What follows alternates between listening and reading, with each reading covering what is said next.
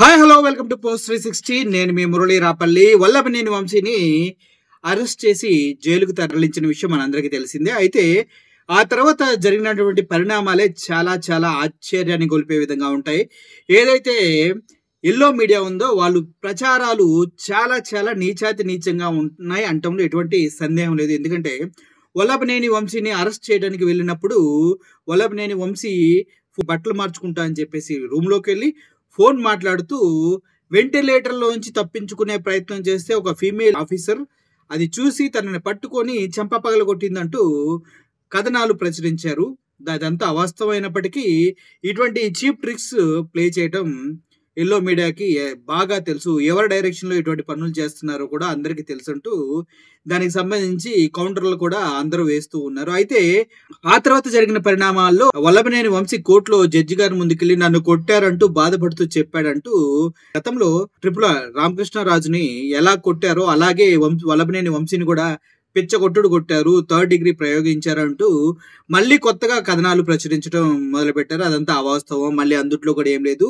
Vallabhaneni Vamsi judge గారి ముందు కూడా ఏమీ చెప్పలేదు. కాకపోతే ఆయన చెప్పింది ఏంటంటే నిరంకుశంగా నన్ను అరెస్ట్ చేశారు, ఇందుట్లో లాజిక్ లేదు, నా దగ్గర ఎటువంటి ఎవిడెన్స్ చూపించి నన్ను అరెస్ట్ చేశారో చెప్పట్లేదు అంటూ మాత్రం అడిగాడు.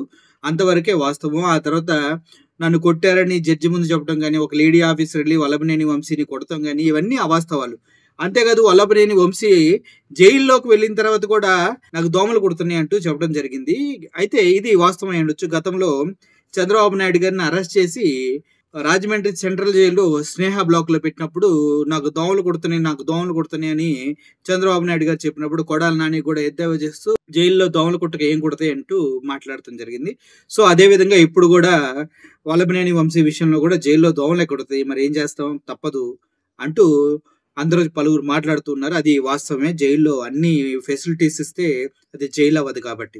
ఓవరాల్గా ఇప్పుడు మళ్ళీ కొత్తగా ఎవరైతే విష్ణువర్ధన్ అనే వ్యక్తి ఆ కేసు పెట్టాడో అతన్ని భయపెట్టి వల్లభనేని వంశీ తన్ని జడ్జి గారి ముందు తప్పుడు వాంగ్మూలం ఇచ్చేలాగా ప్రేరేపించారంటూ మాట్లాడుతూ ఉండి మా దగ్గర అన్ని కాంక్రీట్ ఎవిడెన్సెస్ ఉన్నాయని చెప్పారు. కానీ ఇప్పుడు మళ్ళీ ఎల్లో మీడియా ఛానల్స్ మొత్తం ఏం చెప్తూ ఉన్నాయి, వల్లభనేని వంశీ ఫోన్ దొరకలేదు, ఆ ఫోన్ దొరికితే అందుట్లోనే మొత్తం సమాచారం ఉంది, ఆ ఫోన్ ఎక్కడుందో తెలియాలి, ఆ ఫోన్ గురించి ఇన్వెస్టిగేషన్ చేయాలి, ఆ ఫోన్ లేకుండా ఎటువంటి ఎవిడెన్స్ లేకుండా ఎటువంటి ప్రూఫ్స్ లేకుండా పోలీసులు వెళ్ళి ఎఫ్ఐఆర్ లేకుండా కేవలం ఒక పేపర్ మీద చిత్తు పేపర్ మీద టిక్క టిక్కని రాసి సంతకం పెట్టి వల్లభనేని వంశీని అరెస్ట్ చేసి తీసుకువెళ్ళారంటే దీని వెనక హస్తాలు ఎవరెవరు ఉన్నాయో ఒకసారి ఆలోచించండి. ఎందుకంటే వల్లభనేని వంశీ గతంలో లోకేష్ వాళ్ళ మదర్ భువనేశ్వర్ గారిని ఉద్దేశించి మాట్లాడుతూ చాలా చాలా మాటలు మాట్లాడారు. దానికి లోకేష్ గారు రాజ్యాంగంలో రెడ్ బుక్లో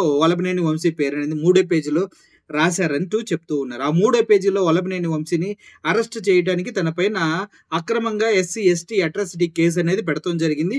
సో ఎప్పుడైతే SC/ST అట్రాసిటీ కేసు అనేది పెట్టారో సోకాల్డ్ SC పర్సన్ ఆ కేసు పెట్టినట్టుగా సృష్టించారు. అంటే ఆ రోజు ఆ టీడీపీ ఆఫీస్ పైన జరిగిన దాడిలో SC సంబంధించిన క్యాండిడేట్ ఇబ్బంది పడ్డాడు, ఆ వ్యక్తి వెళ్ళి కేసు పెట్టాడని చెప్తున్నారు. కానీ వాస్తవానికి ఆ రోజు విష్ణువర్ధన్ తను మాత్రం ఆఫీస్కి వెళ్ళలేదు, అసలు ఊర్లోనే లేడు, దానికి సంబంధించినటువంటి ఎటువంటి కేసు ఆయన పెట్టలేదు. కేవలం సాక్షిగా సంతకం పెట్టంటే ఆయన పెట్టాడు, అది కూడా తప్పే. ఎందుకంటే ఆయన లేనప్పుడు సాక్షి కాలేడు కాబట్టి అది కూడా తప్పుడు కేసు అయినప్పటికీ అతను సంతకం పెడితే దాన్ని విట్నెస్ ని కాస్త కేసు పెట్టిన వ్యక్తిగా మార్చేశారు. అదే జడ్జి ముందు చెప్పడం జరిగింది. ఆ తర్వాత ఆ కేసును కొట్టేయడం జరిగింది SC/ST కోర్టులో.